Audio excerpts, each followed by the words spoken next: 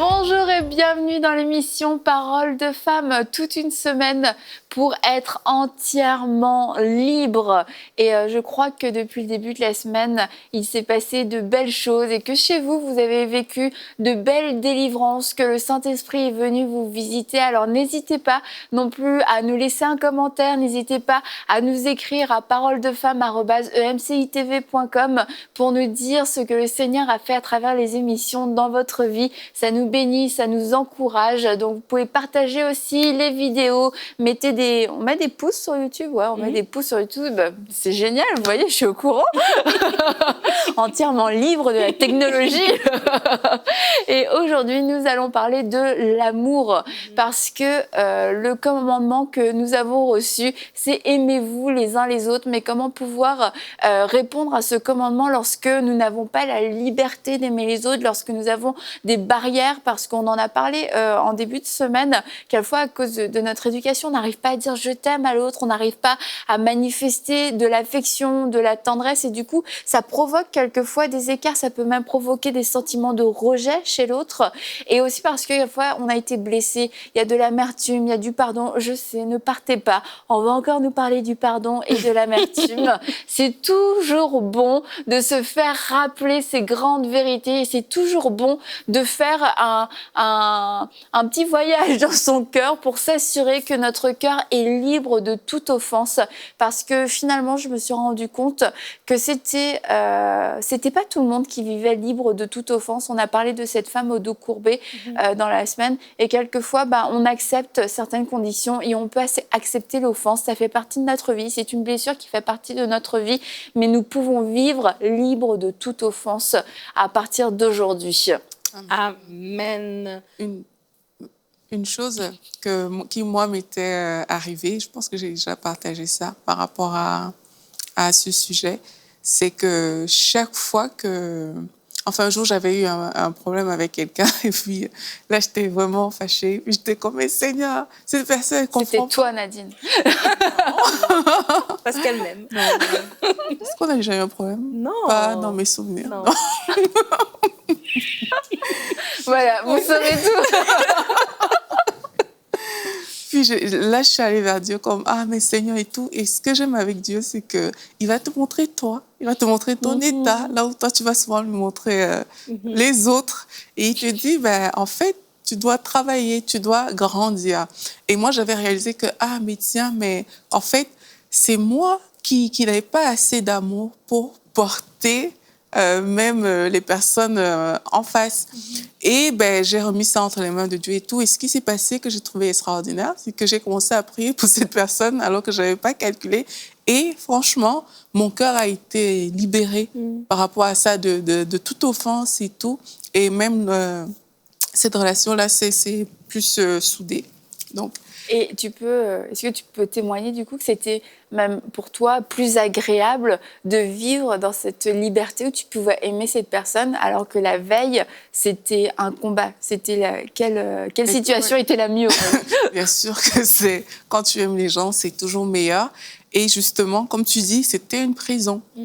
C'était une prison, pourquoi? Parce que le fait de ne pas aimer cette personne, et quand je dis aimer, c'est pas que je déteste, parce qu'il y a des gens qui nous écoutent qui vont dire « Ah, mais moi, je déteste pas et tout. » Mais tu sais quand tu es en froid avec quelqu'un. Tu sais quand quelqu'un fait des choses que tu n'apprécies pas. Et il faut pas se voiler la face. Quand on est en froid, ça veut dire qu'il y a une question d'amour qui se pose. Ça veut pas juste dire que... Ah non, mais moi, ça va. Moi, je peux le Voilà. Non, c'est ça. Ça peut être même dans le service à l'église à différents niveaux. Tu t'empêches, tu te limites dans tellement de choses que tu aurais pu faire. Tu veux même pas apprendre de cette personne. Cette personne a des choses qu'elle peut t'apporter, mais parce que, voilà, cette personne, il y a un froid, si la personne vient de faire une proposition, toi, t'es braqué. Parce que tu veux tu veux pas forcément entendre parler des choses de cette personne, donc tu te limites même dans ton propre apprentissage. Ça, c'est autant de prisons que tu as érigées dans ta propre vie. Et quelquefois, ces personnes, elles ne sont même pas au courant. C'est ça que je trouve encore terrible. Parfois, il y a des gens qui ont beaucoup d'amertume, mais la personne en face n'est même pas au courant. Et la personne, elle vit sa vie dans toute la liberté. Et toi, tu ne veux pas parler à la personne, tu mets une barrière, tu te mets une prison, etc., etc. Donc, vraiment, ça commence par nous. quand on parle de la liberté d'aimer, quel que soit le chef d'accusation qu'on a contre d'autres personnes, ça commence par nous. Parce qu'on va aller devant le Seigneur va nous dire, toi, élargis l'espace de ton cœur pour pouvoir accepter même des personnes que tu estimes qu'elles ne sont pas forcément aimables. D'ailleurs, c'est ce que la Bible nous demande en fait de faire. Donc, ça commence par nous. C'est à nous de nous disposer pour aimer les autres. Ouais. Et moi, quand je pense à libre d'aimer, je pense aux relations, mettons, amoureuses. Parce que, tu sais, on a parlé de l'offense, ou dans l'exemple que tu citais, de quelque chose qui peut arriver, tu te dis, en fait, je ne peux pas aimer, ou je m'empêche d'aimer à nouveau. Et tu as parlé que ça commence par nous. Et la Bible dit, c'est Paul qui dit que quand j'étais un enfant, je raisonnais comme un enfant, et quand je suis devenue adulte, j'ai mis de côté ce qui était de l'enfance. Et je crois que dans la relation amoureuse, je pense à des femmes qui, aujourd'hui, peut-être, ne se sentent pas libres d'aimer. Mais peut-être que dans la saison passée, tu as raisonné comme un enfant dans le sens où tu as aimé quelqu'un qui était un garçon encore. Il t'a fait du mal, il t'a blessé, il a disparu, pendant 6 mois, il est réapparu, tu l'as repris, et puis nanana, il a joué avec ton cœur, et du coup, tu te braques à refuser d'aimer. Mais c'est juste que pendant cette saison-là, c'est vraiment de regarder à soi-même, de dire, ah, tiens, peut-être que c'est moi qui a aimé comme un enfant, qui a aimé, voilà, sans regarder en face qui était la personne en face de moi. Et aujourd'hui, je suis en train de me priver d'une relation à venir. Je suis en train de me priver d'être libre d'aimer. Ou peut-être même que tu es déjà dans le mariage, mais tu as comme une retenue par rapport à donner ton cœur entièrement à ton mari. Pourquoi? Parce que tu as été blessé dans le passé. Mais tu as parlé de l'amertume, et l'amertume ne rime jamais avec bonheur, en fait. Tu ne peux pas être heureuse et être amère. Tu ne peux pas être heureuse et être offensée. Et vraiment, on a dit hier, la vie est trop courte pour se retenir. Soyons heureux, soyons épanouis, soyons bien. Et vraiment, libérons, ne laissons pas l'amertume dans notre cœur. La Bible nous dit qu'aucune racine. Tu vois, vraiment, il faut vraiment qu'on puisse déraciner toutes ces choses-là, qu'on puisse déraciner ces occasions, ces situations, qu'on crée de l'amertume dans notre cœur pour être libre d'aimer, parce que c'est le naturel de chaque être humain d'aimer et de vouloir être aimé, en fait. Et c'est un commandement même d'aimer les autres comme on s'aime soi-même. Donc vraiment, on se met dans des prisons lorsqu'on n'est pas libre.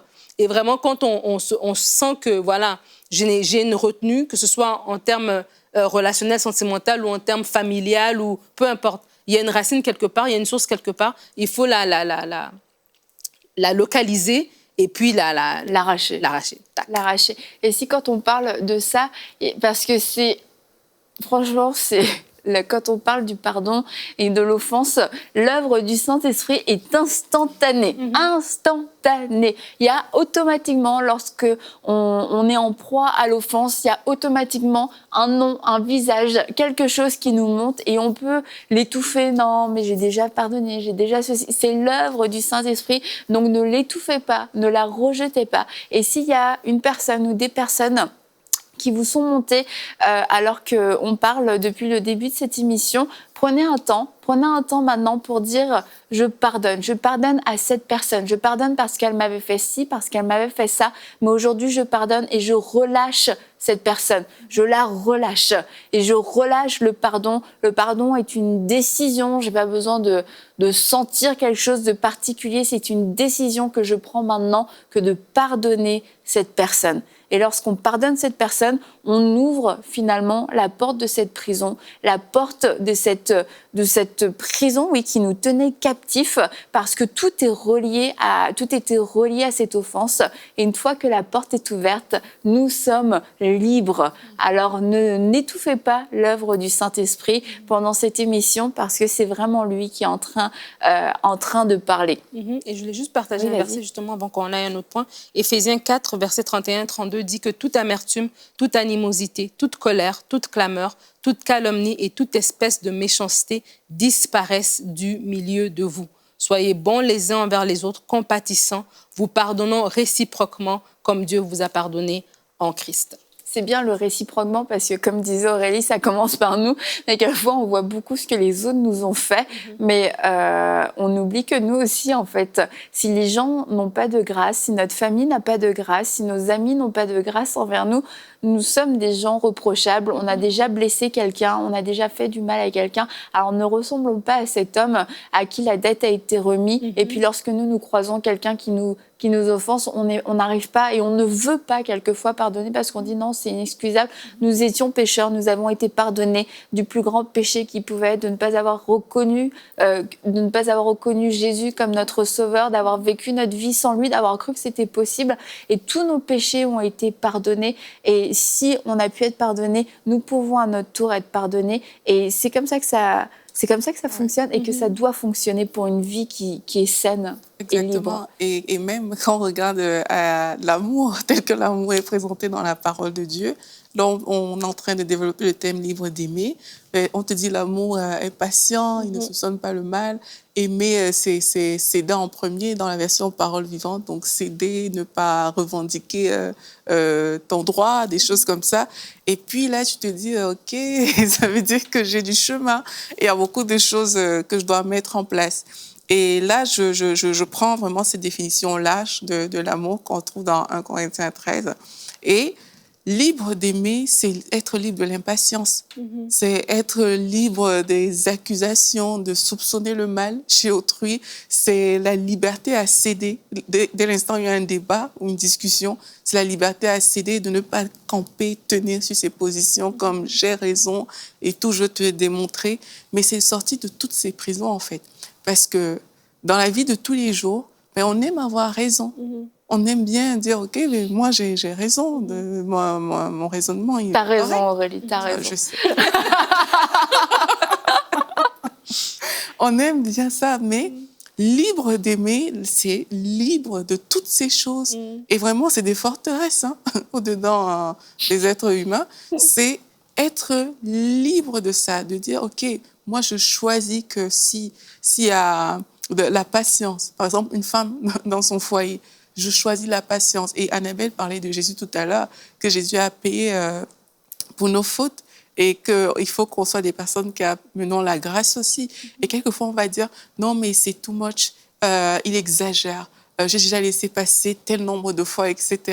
Et ça aussi, c'est des prisons qu'on doit briser. Il faut aussi ouvrir, il faut élargir, en fait, comme... OK, ça fait 10 fois que j'ai laissé passer. Aimer, ça signifie laisser passer plus que 10 fois. Et sortir du cadre des limites qu'on s'est mises. Et il y a des limites qu'on se met pour dire non, la prochaine fois que cette personne fait ça, c'est fini là. Tu vois, cette limite, si tu la passes au filtre de l'amour, au filtre, c'est de l'amour. Donc si tu la passes dans ce filtre-là, je crois. Est-ce qu'elle tient toujours? Est-ce qu'elle tient?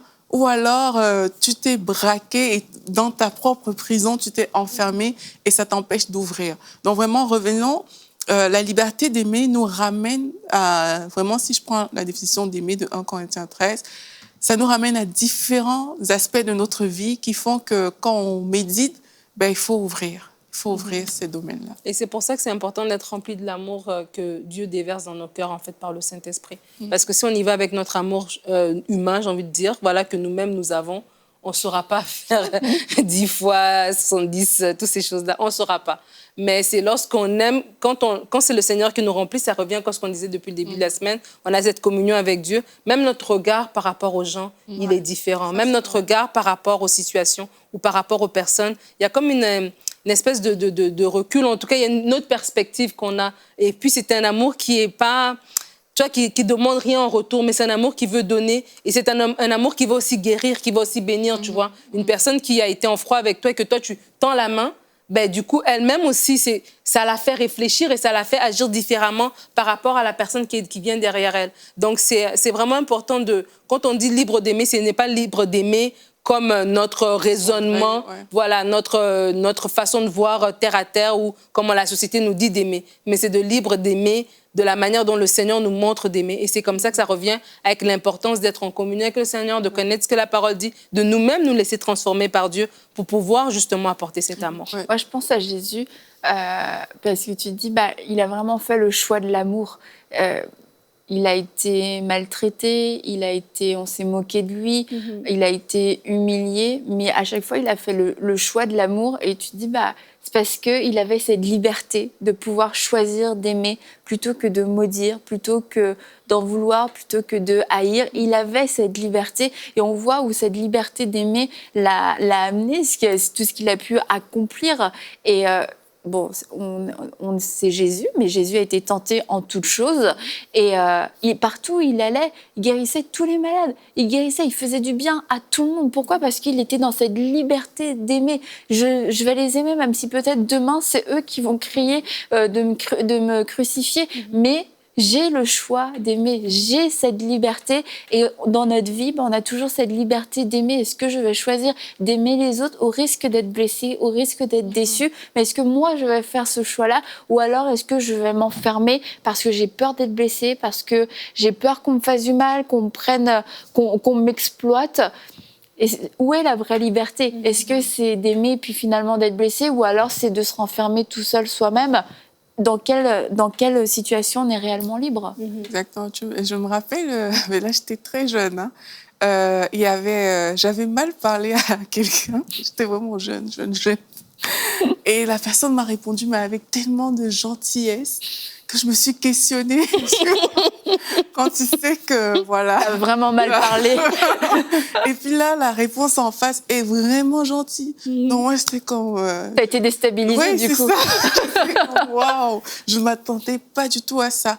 Mais c'est un peu ce que tu viens de dire, Annabelle. Cette personne avait fait le choix de répondre par l'amour, au lieu de répondre de la manière avec laquelle j'étais venue et tout. Et là, tu te dis, waouh. Mais ce choix, comme Nadine a dit aussi, ce choix, je suis convaincue que ça vient de la relation avec Jésus. Il y a quelque chose que Nadine disait tout à l'heure, c'est que quand tu es en communion avec Dieu, ta façon de percevoir les situations est complètement différente. Et c'est vrai, ta façon de percevoir même l'offense est complètement différente, parce que tu auras même compassion de la personne qui est en train de t'offenser, et du coup, ta réponse sera différente. Pareil aussi par rapport à ce que tu disais tout à l'heure, Annabelle, tu n'auras pas peur de t'ouvrir parce que tu es trop rempli. Tu es allé à la source, puiser, et tu n'auras pas peur du rejet. Tu n'auras pas peur d'être blessé, tu n'auras pas peur d'être exploité, mais c'est parce que tu as puisé à la bonne source. Et cette source t'a rempli au point que quand tu débordes, tu n'as plus de mal à donner, en fait. Et quelquefois, c'est ça qui manque, c'est qu'on n'est pas rempli, du coup, on a du mal à donner. On a du mal à... Ça coule pas, en fait. Il n'y a rien qui sort. Et dès l'instant où l'offense, quelque chose arrive, là, on le reçoit comme une claque et on se braque et on réagit mal. Mais quand tu es rempli de l'Esprit de Dieu, de l'amour de Dieu en toi, mais franchement, il coule. Quelqu'un va venir pour mal te parler, comme je disais tout à l'heure. Ta réponse sera tellement remplie d'amour que cette personne va se questionner. Dire, waouh, mais qu'est-ce qui se passe? Mais ça vient de la relation. Ça ne va pas se faire contre ton gré. On n'est pas en train de dire aux gens, aimez les gens même si vous ne voulez pas. C'est pas ça le message. Le message, c'est que c'est possible d'aimer, mais sans que ce ne soit un fardeau pour toi. C'est possible d'aimer tout le monde. C'est possible d'être libre de l'offense. C'est possible de se dire, de marcher dans un style d'amour qui fait que tu n'as pas peur d'être rejeté, tu n'as pas peur que les gens vont t'exploiter, tu n'as pas peur de te dire, mais si je donne, est-ce qu'on va me donner en retour? Non, tu es tellement rempli que tu n'as pas le choix, ça coule tout seul. L'amour coule. Et on doit vraiment se remplir pour pouvoir manifester cet amour-là. Je pense que c'est vrai que c'est la nature humaine de lorsqu'on a eu une déception, de se rappeler toujours de cette déception, en tout cas se définir par rapport à cette déception, ou d'analyser une nouvelle situation avec les yeux de notre déception d'avant. Et je crois que c'est important en tant que femme, parce que là on parle d'aimer, aimer son prochain, etc. Mais je crois qu'il y a des personnes pour qui pratiquement, concrètement, c'est une question de, voilà, moi j'ai été blessée et oui, j'ai beau me dire, oui, c'est peut-être la plénitude du Saint-Esprit qui me manque, mais j'ai du mal à aller à cette étape de, voilà, rencontrer une nouvelle personne ou aimer à nouveau. Et dans la Bible, on parle de Ruth, de l'histoire de Ruth qui revient du pays de Moab avec sa belle-mère. Et elle s'installe à Bethléem. C'est Bethléem, je crois. En tout cas, bref. Elle s'installe. Pas loin de chez toi. Mais ce qui m'avait frappé, en fait, c'est que quand ils reviennent, Naomi, les femmes l'accueillent et puis disent « Ah, c'est Naomi et tout ça ». Et puis elle dit « Ne m'appelez pas Naomi, appelez-moi Mara ». Et je me dis « Mais tu sais, Naomi, en fait, elle n'a pas tué son mari, elle n'a pas tué ses enfants, elle n'a rien à voir. elle est une victime dans tout ça. Mais tellement c'était trop dur ce qui lui est arrivé, c'est comme si elle s'est redéfinie par rapport à ce qui lui était arrivé. Et du coup, c'est comme ça, comme elle est restée dans cet état-là. Et je crois qu'il y a beaucoup de gens, peut-être tu as vécu une déception et tu t'es redéfini par rapport à cet échec amoureux et tu es resté dans cet état-là. Et là, les années passent et tu veux te marier, tu veux peut-être aller de l'avant, mais c'est comme si cet échec est comme plus grand que toi parce que tu l'as comme vraiment porté. Naomi l'a porté comme une identité. Elle a voulu même qu'on l'appelle de ce nom-là, alors qu'elle avait un très joli nom qui voulait dire ma gracieuse. Puis elle a voulu non qu'on l'appelle amertume. Et je crois que nous-mêmes aussi, c'est comme, on n'a peut-être pas changé notre nom, mais dans notre nom verbal, dans nos pensées, on s'est mis cette étiquette de, voilà, d'échec, de, ouais, moi, c'est ça. Ça s'est arrêté en 2005 avec cette personne. Et du coup, il y a plein de choses qui nous arrivent, mais on n'est pas capable de les saisir. Pourquoi? Parce qu'on n'est pas libre d'aimer, en fait. Et je veux vraiment encourager les gens à avoir cette latitude. Tu sais, la Bible dit que Ruth est allée glaner et tout ça, elle a raconté à Naomi. Naomi l'a dit, ben, reste avec eux pour le restant de la saison. Et je crois qu'il y a le temps qui va passer, le temps va nous aider, mais ce temps doit être un temps actif. Tu vois, Ruth, elle est restée avec les autres dames et tout ça, les autres servantes. Et je crois qu'il y a des gens qui ont eu une déception, ça fait peut-être 5 ans, ça fait peut-être 10 ans.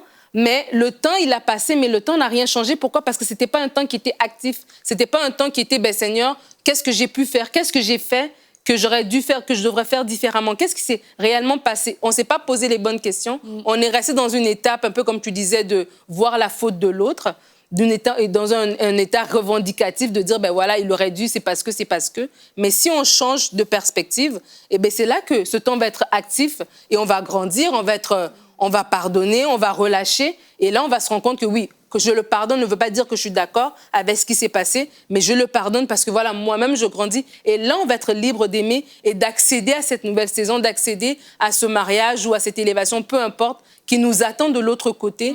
Mais on ne peut pas y accéder parce qu'on n'est pas libre, mais on n'est pas libre parce que nous-mêmes, on s'est mis dans une prison avec une étiquette qu'on s'est mise sur nous. Et tu dis... ce temps doit être actif et souvent on entend le temps guérit toute chose, avec le temps tout va passer. Mais en fait, tout dépend de ce qu'on fait de ce temps. Si on est en train de ruminer certaines choses, en train de ruminer certaines choses, bah avec le temps, bah, la haine va peut-être prendre place. Là où il y avait juste eu une petite blessure, d'un seul coup, bah, la haine va prendre place. Au bout de 10 ans, vraiment, tu détestes cette personne. Mais si tu utilises ce temps de façon active pour t'approcher de Dieu, pour saisir les promesses, pour te dire non, je refuse de céder à ça. Ta parole dit que moi j'ai été pardonnée, que je dois pardonner, je veux pardonner, je vais pardonner, j'ai l'amour qu'il faut pour pardonner. Je prends cette décision, je refuse de vivre esclave. Bah oui, le temps va jouer en ta faveur et tu vas être complètement guéri. Ça me rappelle, je vous ai déjà raconté, j'avais une césarienne et que quand j'ai eu ma césarienne, après j'ai eu des agrafes parce que j'ai pas une petite césarienne avec une toute petite cicatrice comme ça. Non, des agrafes, des vraies agrafes qu'on t'enlève et tout. Enfin bon, bref, c'est pas si horrible que ça pour plein de gens. Pour moi, c'était horrible, d'accord. J'ai pleuré ma vie. J'avais trop honte. J'ai pas pu m'en empêcher. J'ai dit, est-ce que je veux les garder? Elle m'a dit non. Je la remercie aujourd'hui de m'avoir dit non. Mais elle m'a dit, une fois qu'elle me les a enlevés, il faut que tu masses ta cicatrice parce que c'est ça qui va vraiment aider à cicatriser et à ce que ça se voit plus du tout. Et puis j'étais traumatisée, donc j'ai dit oui. Je me suis dit jamais de la vie je vais toucher la cicatrice. C'était impensable pour moi parce que c'était trop, ça me faisait peur en fait. J'avais peur d'y toucher, mais le fait d'y toucher, le fait de masser la cicatrice, c'était ça la voie de la guérison. Et quelquefois il y a des événements douloureux dans notre vie, on veut juste pas y toucher parce que ça a l'air de faire trop peur. Mais 10 ans, enfin maintenant elle a 14 ans plus tard, je me dis j'aurais dû masser la cicatrice comme elle me l'avait dit parce que ça a cicatrisé, ne vous inquiétez pas, mais ça n'a pas cicatrisé comme ça l'aurait fait parce que à ce moment-là, j'ai eu peur, je trouvais que c'était trop frais, c'était trop vif. Je vais dire non, je peux pas toucher ça va être hyper désagréable, mais c'était le chemin de la guérison. Et quelquefois, on refuse ce chemin de la guérison parce qu'il va y avoir une confrontation, parce qu'on sait que ça peut être quand même douloureux et en fait, au final, on ne fait que retarder le processus, voire même on annule le processus en refusant d'y faire face. Wow. Et moi, je veux encourager aussi les personnes qui ont été peut-être déçues par des leaders religieux. C'est vrai. Parce que beaucoup de gens ont des difficultés vraiment à ce niveau-là. J'ai été déçue par mon pasteur, j'ai été déçue par mes responsables, etc. Et ça vient même créer parfois chez eux une déception de Dieu directement. Et là, on parle de liberté d'aimer, mais c'est vraiment de comprendre que tout ce qu'on dit s'applique dans ce contexte. Les hommes vont toujours décevoir, en fait, parce qu'on ne se confie pas en l'homme. Ouais, notre confiance est en Dieu. Donc, si jamais des personnes qui nous écoutent ont peut-être été blessées, mais vraiment par des responsables religieux, parce que eux, ils sont supposés incarner tout ce qui est bon. Et vu qu'on a cet idéal, parfois on se dit non, avec lui ça va aller. Et quand la déception arrive, on tombe vraiment de haut. Donc vraiment, j'encourage les personnes qui nous écoutent aujourd'hui à, même si c'est dans le cadre religieux... Tu peux peut-être les conduire dans la prière. Oui, même si c'est dans ce cadre-là, vraiment, ouvrir notre cœur au Seigneur pour dire, je me décharge de tout ça et je choisis de faire confiance à celui qui ne va jamais me décevoir. On va prier ensemble.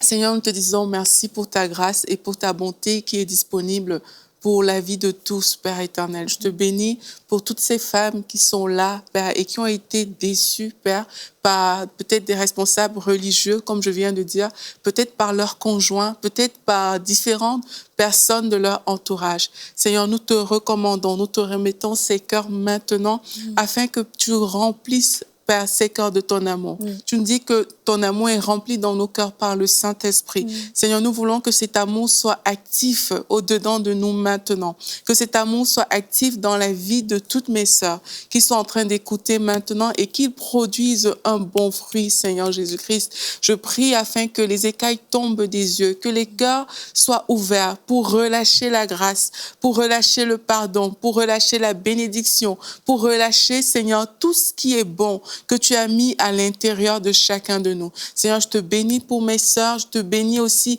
pour les frères qui sont en train d'écouter cette émission. Merci Seigneur parce que nos cœurs ont choisi d'avoir des cœurs qui sont attachés à toi. Toi, tu es amour, Seigneur Jésus. La Bible dit que tu es amour. On choisit d'être attachés à toi, de puiser en toi tout ce qu'on a besoin pour pouvoir marcher dans l'amour, pour pouvoir relâcher cet amour, pour pouvoir élargir l'espace de notre cœur. Et au nom de Jésus, vraiment, nous renversons les barrières qui se sont formées dans les cœurs de plusieurs personnes. Cette amertume qui était portée depuis plusieurs années pour beaucoup, Seigneur, nous la renversons dans ton nom puissant. Nous croyons qu'à la croix, tu as pris cette amertume, tu as pris ces sentiments négatifs, tu as pris cette peur d'être rejeté, tu as pris toutes ces choses, Seigneur, qui viennent barricader les cœurs. Nous croyons que tu l'as pris à la croix. Et aujourd'hui, nous plaidons, Père, ton sang dans la vie de toutes ces personnes. Nous déclarons que ton œuvre est active, Seigneur, et que les cœurs sont relâchés maintenant par l'autorité et la puissance de Jésus-Christ. Merci, Seigneur Jésus. Amen. Amen. On se réjouit encore une fois de plus cette semaine pour l'œuvre et le ministère du Saint-Esprit qui est puissant. Et nous croyons qu'il fait des choses absolument extraordinaires qui dépassent tout notre entendement, qui dépassent notre compréhension, qui dépassent notre raisonnement. Mais je me réjouis de voir ces délivrances après tant d'années de captivité. Gloire à Dieu. Alors on se retrouve demain pour une prochaine émission de Paroles de Femmes.